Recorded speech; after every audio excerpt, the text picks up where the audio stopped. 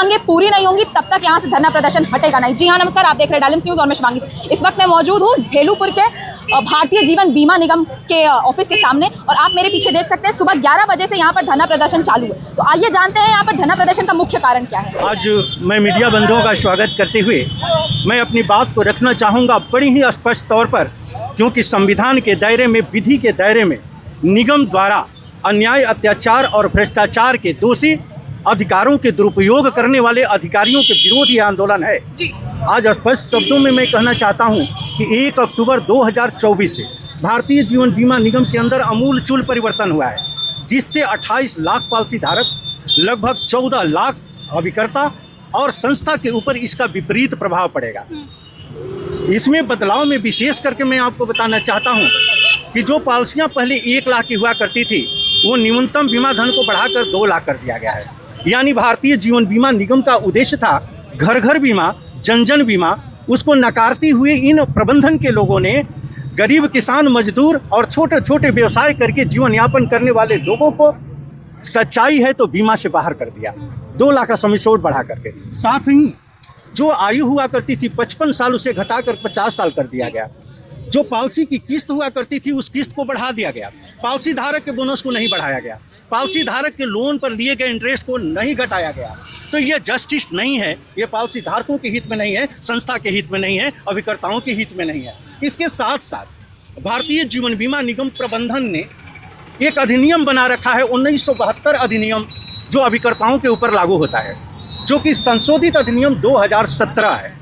वह अधिनियम ही fundamental right का उल्लंघन करके बना है।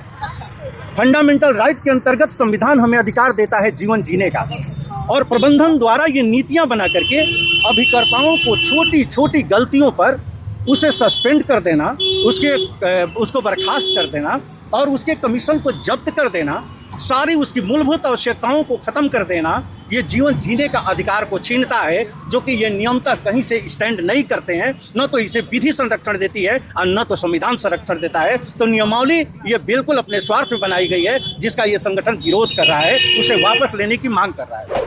तीसरी बात कि इन्होंने 3 अगस्त 2021 को दमनकारी नीतियां बना रखा है, वो भी संविधान द्वारा प्रदत्त शक्ति अभिव्यक्ति की स्वतंत्रता को नकारते हुए।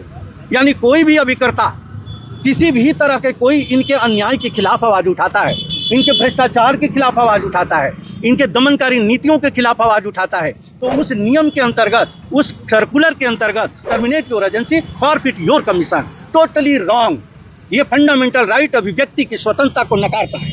साथ ही किसी भी पॉलिसी में अगर कोई त्रुटि पाई जाती है, बीमा धारक की पॉलिसी होती है, पॉलिसी में त्रुटि पाई जाती है, तो उसके पॉलिसी के समस्त हितलाभों को जब्त कर लिया जाता है और उसका कमीशन पाने वाले अभिकर्ताओं को टर्मिनेट कर दिया जाता है, उसके कमीशन को सीज कर दिया जाता है। यानी पॉलिसी होल्डर के पॉलिसी को जब्त कर लिया जाता है, एजेंट को टर्मिनेट करके कमीशन को जब्त कर लिया जाता है, और उसी का लाभ लेने वाले, उसी बीमे के आधार पर नीतियां जो बनी है और लाखों रुपए तनख्वाह पाने वाले, इंसेंटिव पाने वाले अधिकारी और प्रोत्साहन बोनस के साथ साथ पुरस्कार पाने वाले अधिकारियों के ऊपर कोई कार्रवाई नहीं होती है।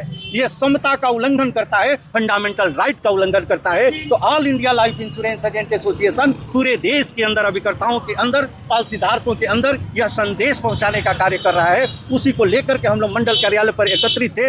इनका भ्रष्टाचार का पर्दाफाश न हो जाए, इनके अनजस्टिस का पर्दाफाश न हो जाए, यही कारण है कि मंडल कार्यालय को गेट को बंद किया है और इसे इंटर करने से भी हम लोगों को रोक दिया है। तो आज हमारा धरना प्रदर्शन यहाँ चलेगा, उसके बाद असहयोग आंदोलन लगातार चलता रहेगा जब तक हमारी मांगें पूरी नहीं हो जाती। धन्यवाद।